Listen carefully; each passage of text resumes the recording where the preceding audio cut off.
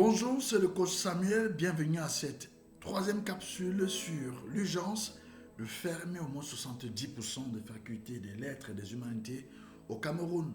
Je ne voudrais pas parler de l'Afrique parce que je ne maîtrise pas l'Afrique. Certes, j'ai fait le tour des 5 sous-régions en Afrique. L'Afrique du Nord, l'Afrique de l'Est, l'Afrique de l'Ouest, l'Afrique centrale, où je n'ai pas connu vraiment beaucoup de pays. L'Afrique centrale, le lieu où je n'ai pas beaucoup voyagé. Mais j'ai également fait plusieurs pays en Afrique australe. Donc je crois que je connais l'Afrique. Mais je parle du Cameroun. Je parle du cas du Cameroun et probablement les problèmes que j'ai évoqués, les problèmes que j'ai dû trouver sont les mêmes dans certains pays ou dans certaines villes. Mais j'ai fait le tour quand même de certains secteurs éducatifs en Afrique et je me suis rendu à l'évidence qu'il y a des problèmes. Donc j'interviens ici en tant qu'orateur philosophe, en tant qu'orateur penseur, c'est un des pans de ce que nous enseignons. Nous avons décidé, nous avons trouvé de bonne loi de quitter nos amphis éducatifs, nos hôtels, pour adresser la populace. Quitte à ce que cette vidéo arrive à qui de droit et que nous soyons convoqués pour donner notre point de vue de manière détaillée sur comment faire pour sortir du système éducatif camerounais du naufrage et anticiper sur le grand pic du chômage qui arrive. Vous allez voir ici, j'ai un petit carnet rouge. Sur ce petit carnet est mentionné le top 3 chômage. Top 3 chômage, ici. Et j'ai un petit carnet blanc, les solutions, c'est le top 10 en termes de solutions.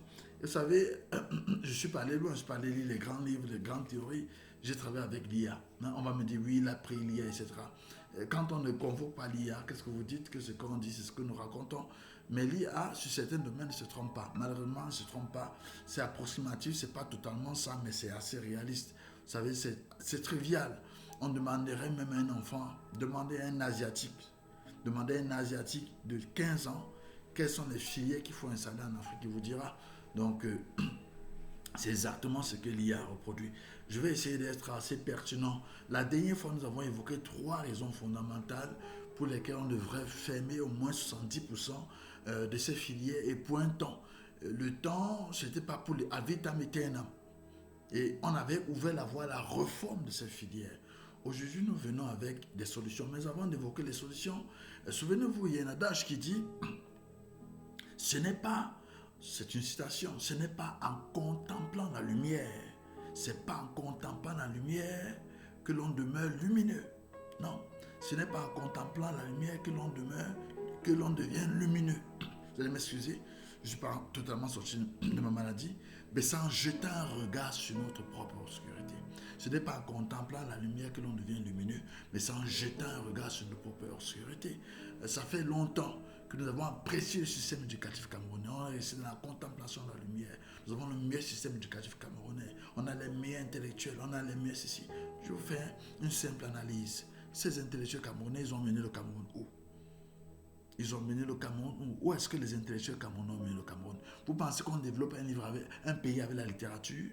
Vous pensez qu'on développe un pays avec un livre? Ça ne se fait nulle part. On développe un pays avec les acteurs du changement. Si vous comprenez, on développe un pays avec les acteurs du changement. On ne développe pas un pays avec l'armée. On développe un pays avec les acteurs du changement. On ne développe pas un pays forcément avec... Comment est-ce que je peux exprimer cela? Nous confondons la réflexion à l'action. Nous confondons la réflexion à l'action. Toute action qui n'est pas réfléchie est une peine perdue. Les actions qui doivent être menées doivent être réfléchies. Mais toutefois, si nous passons le temps à réfléchir, sans jamais passer à l'action, mais nous sommes en situation de danger de mort. Et c'est là où j'attire la sonnette d'alarme. Il faut à la fois ceux qui pensent et ceux qui réfléchissent, et ceux qui agissent, ou à la fois ceux qui ont la capacité de penser et d'agir. Penser et agir en même temps, c'est très étranglant, c'est pas évident. Mais je ne suis pas un décideur, je suis un libre penseur, je suis membre d'aucun parti politique. Je suis apolitique. Pour l'instant, je suis apolitique. Donc, j'ai seulement décidé, poussé par l'esprit, d'apporter ma modeste contribution au vacarme qui existe au Cameroun. Dans le secteur de l'éducation, c'était un grand vacarme. Et j'ai eu des informations par rapport aux universités privées, par rapport aux universités publiques. Je me dis, mais tiens, qu'est-ce qu'il faut faire? Il faut attirer l'attention. Il faut attirer l'attention. Donc je me présente comme un conseiller et ma prière c'est que mon conseil soit pris en compte tout simplement. Je n'ai aucun intérêt là-dessus. C'est que mon conseil soit pris en compte. Donc on a un problème. Le top 3 du chômage selon l'IA, je n'ai pas voulu vous citer le nom d'un auteur, on m'a dit ben il est ceci ou il est cela. L'IA au moins c'est neutre. Le top 3 des filières de chômage chronique au Cameroun selon l'IA, on a les facultés des lettres et sciences humaines.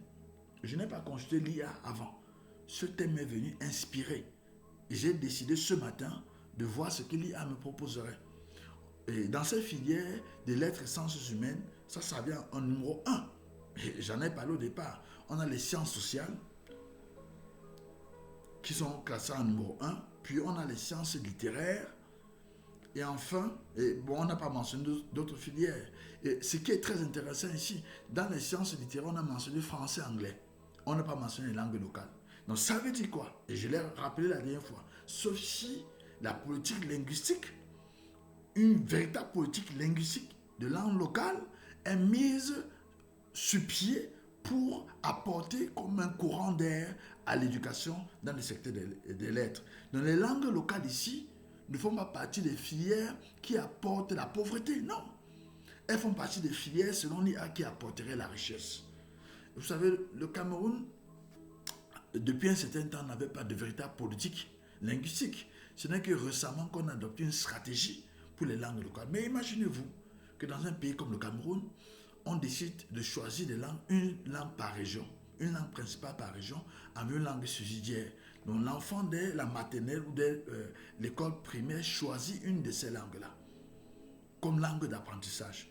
Je prends par exemple le littoral, on peut mettre comme langue principale, ça va dépendre de Douala, et langue secondaire, le Bassa. Je prends le centre, on peut mettre comme langue principale, je ne sais pas comment dire, le Hondo, et langue secondaire, le Bassa. Donc une langue peut se trouver en apprentissage dans 2 régions. On peut en faire comme ça 3 langues principales et 3 langues secondaires. L'enfant choisit.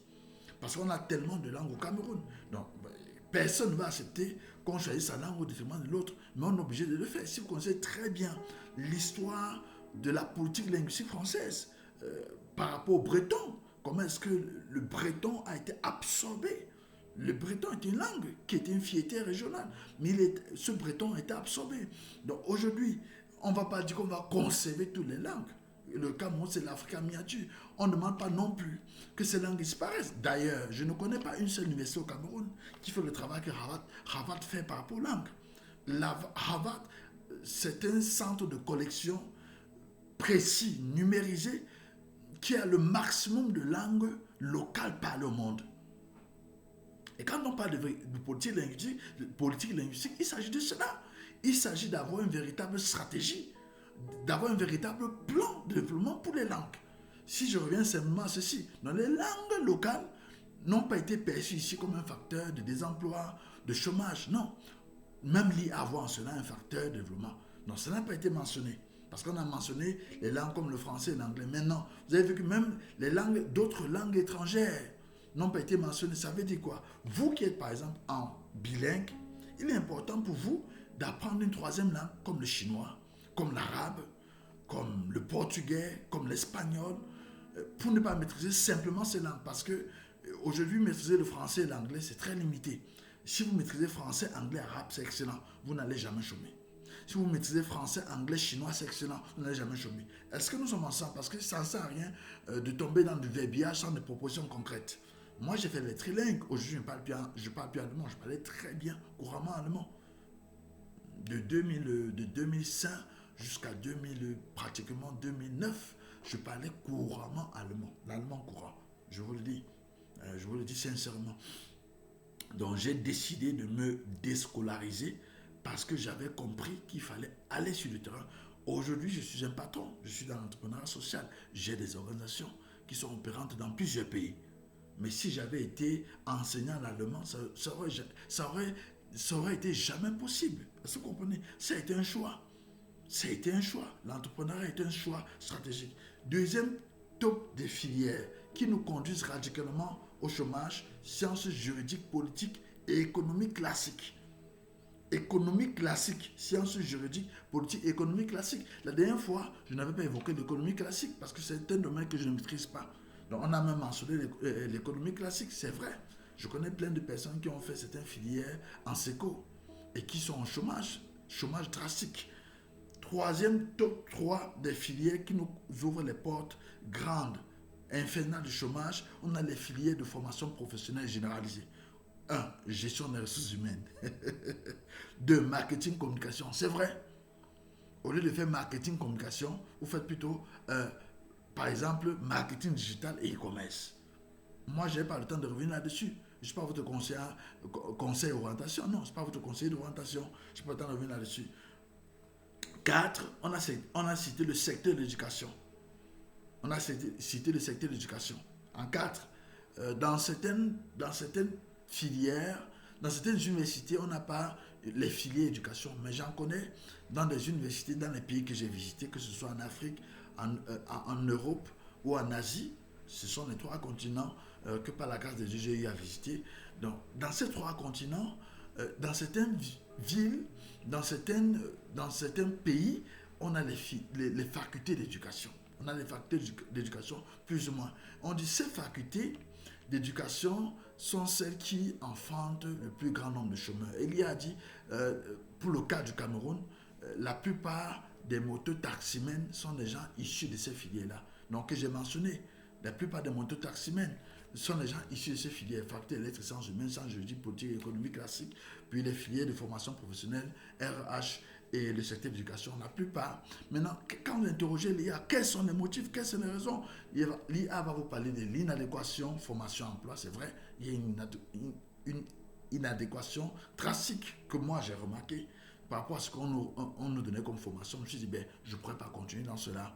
Il y a une véritable inadéquation, même si j'étais major de ma promotion, même si mes encadreurs à l'université savaient que je vais être le futur doyen. Moi, j'avais demandé à mon tuteur, ben, papa, tu gagnes combien à peu près par mois en tant qu'enseignant à l'université? Il m'a dit, ben, Bignou, mais moi, je gagne 350 000. Je lui ai dit, papa, je ne vais pas travailler toutes ces années à l'université pour venir gagner 350 000 le mois. Mais j'ai des ambitions, j'ai des projets. Moi, je souhaiterais mener une vie qui correspond à mon engagement. Je lui ai dit, jamais. Jamais. Et c'est à partir de ce moment que le déclic a été lancé. J'ai dit, je démissionne de l'université. Pourquoi est-ce que je démissionne de l'université? Oui, vous pouvez être enseignant d'université, vous gagnez peut-être même 500 000 le mois. 500 000 le mois, aujourd'hui, c'est rien. Vous gagnez 500 000 le mois et vous avez vos primes, vos ceci, vos cela. Moi, je suis pas un homme, je suis un homme intègre. Je ne souhaite pas détourner de l'argent, je ne souhaite pas vivre de la corruption, je ne souhaite pas abuser des gens. Donc, j'ai évalué, je vais être un homme intègre. Je ne peux pas vivre avec 350 000 ou 500 000 le mois. J'ai décidé depuis 2012, il fallait soit partir, soit entreprendre. J'ai fait le choix de partir. Je vais aller en Allemagne. Ça, c'est mon histoire. Je vais aller en Allemagne à cette époque-là. Peut-être je reviendrai dessus sur cette vidéo. Je parlais de mon expérience. Je préfère taire ce chapitre-là parce que le temps est presque fini. Je suis à plus de 13 minutes et je n'ai pas clôturé cette partie de cette vidéo. Peut-être je vais m'arrêter là. J'apporterai une 3e capsule vidéo sur ce point-là. J'apporterai une 3e capsule vidéo sur ce point. Et puis en 4e vidéo, je ferai une capsule sur mon choix, sur l'Allemagne et l'Égypte. Très bien. Donc voilà ce que l'IA propose. Malheureusement, le temps nous tient à la gorge. Le temps est notre pire ennemi. On a déjà pratiquement 13 minutes. Vous savez, il y a tellement à dire, tellement à partager. Je ne peux pas faire de longues vidéos parce que je me suis donné pour défi d'apporter des arguments poignants dans un temps record. C'est l'objectif. Comment à chaque fois toucher avec percée dans un temps très très limité. Je le fais aussi pour la simple raison que je ne suis pas très satisfait de la qualité des vidéos. Les vidéos qui sont très très longues et le nombre d'informations que nous recevons n'est pas assez intéressant. Donc, moi, j'ai décidé de manière stratégique de parler peu et d'apporter le maximum d'informations qui peuvent provoquer un bouleversement, un prototype dans la vie de ceux qui vont nous écouter. Donc voilà l'une des raisons pour lesquelles il faut absolument fermer, parce que c'est prouvé, c'est démontré que la plupart des personnes qui s'investissent dans ce secteur rentrent directement dans le chômage. Donc je crois que là j'attire l'attention de son excellence le professeur Jacques-Famé Ndongo. Je ne l'ai jamais rencontré. Plusieurs fois je lui ai envoyé des courriers. Je crois que c'est depuis au moins 2018 que chaque année j'envoie des courriers au ministère des Enseignements supérieurs, je n'ai jamais reçu un retour. J'ai fait des demandes d'audience plusieurs fois au ministère des Enseignements supérieurs, je n'ai jamais reçu de retour. Sur des projets bien précis, sur des initiatives bien précises qui pouvaient contribuer de manière bénévole sans que le ministère ne donne un seul sou à l'amélioration du système éducatif camerounais. Moi, je ne me plains pas. J'ai une déontologie. Je respecte l'autorité. Je ne méprise pas l'autorité. Je ne critique pas pour critiquer. Là, je ne suis pas en train de faire des critiques. Je suis en train de faire des propositions. Parce que je sais ce que c'est qu'un leader, je sais ce que c'est qu'un manager. Mais je suis parti d'une certaine logique. Et c'était ceci mon point fondamental. Ce n'est pas en contemplant la lumière que l'on devient lumineux. Non, mais c'est en jetant un regard, en portant un regard sur notre obscurité. Et il est temps que son Excellence Jacques-Famien Nongo cesse de contempler la lumière, que tous ceux qui travaillent dans le système éducatif camerounais cessent de contempler la lumière, mais qui jettent un regard sur l'obscurité. Et c'est en jetant ce regard sur l'obscurité qu'on pourra éclairer tous les espaces qui ne sont pas éclairés. D'ailleurs, nous félicitons le ministère des Enseignements supérieurs pour le travail qui est abattu. Et ce n'est pas uniquement le ministère des Enseignements supérieurs, c'est tous les ministères de l'éducation. Enseignement de base, enseignement secondaire, éducation de base, etc. Même le ministère de la formation professionnelle, qui, ma foi, ce n'est pas un ministère qui devait exister. On devait le juguler avec le ministère de l'éducation. Donc, s'il m'était demandé de proposer comment on utiliserait ce portefeuille ministériel, c'est le ministère de l'Emploi et le ministère de l'Éducation et de l'Emploi. Le ministère de l'Éducation et de l'Emploi, ou si on ne veut pas, on les segmente, mais ce serait le ministère de l'Éducation et de l'Emploi, parce qu'on forme pour l'employé. On forme pour l'employé. L'emploi devait être une suite logique. Donc pour moi, c'est totalement... je n'ai pas les mots pour le dire. J'ai vraiment pas les mots pour le dire, mais c'est nuageux. Oui, c'est nuageux de séparer le ministère de l'Emploi du ministère de l'Éducation. C'est une décision politique. Je ne suis pas un politicien ou un politiste. D'ailleurs, c'est totalement nuageux. Donc, je reviendrai sur le top 10 des filières de l'avenir dans une prochaine capsule vidéo. Peut-être qu'il va parvenir demain. Et là, on va les parcourir ensemble et voir qu'est-ce qu'il y a lieu de faire. Et dans cette vidéo que je donnerai, je vais rentrer en profondeur rapidement sur ce qu'il y a lieu de faire. J'avais déjà fait des propositions et j'espère que cette capsule pour vous a été très importante et que la vidéo pourra être partagée à qui de droit. J'assume mes propos. D'ailleurs, aucun de mes propos n'est déplacé dans cette vidéo. Aucun de mes propos n'est déplacé. J'ai décidé de jouer le rôle en tant que pionnier, père fondateur du mouvement de l'oralité au Cameroun. Donc ça, j'assume ce rôle. Je l'ai fait pendant 15 ans. L'État ne m'a jamais reconnu. L'État ne m'a jamais invité à un programme national. L'État ne m'a jamais impliqué dans les politiques de la jeunesse, de l'éducation. Donc, je m'invite et j'espère qu'un jour, ma vidéo ou mes vidéos parviendront à qui de droit et que mon rôle sera reconnu et que je pourrai être consulté pour apporter mon point de vue. Je ne veux pas me plaindre que voilà, j'ai un potentiel, l'État. Non, ce n'est pas ce genre de narratif que je vais tenir. Si un jour il veut m'inviter, qu'il m'invite en tant que consultant, donc il m'invite en tant que consultant, j'apporterai mon point de vue. Puisque j'ai demandé depuis à être bénévole et je n'ai pas été impliqué. Donc moi, je ne m'en plains pas. Je fais cette vidéo à toute personne qui travaille dans le secteur de l'éducation au Cameroun. Jeunesse, culture, éducation, jeunesse, culture et employabilité, le ministère de l'Emploi. Donc moi, j'ai des compétences pour aider tous ces ministères et j'ai décidé de passer par ces vidéos pour sensibiliser. Si par la voie courrier, les propositions ne peuvent pas les intéresser, par la voie de l'oralité, certainement, ma voix portera des fruits et un jour, je crois qu'elle portera. Je vous remercie pour votre bienveillante attention. Je vous donne rendez-vous pour un prochain jour, pour une prochaine capsule. Ciao, c'était votre serviteur, le coach Samuel Pignon. Merci.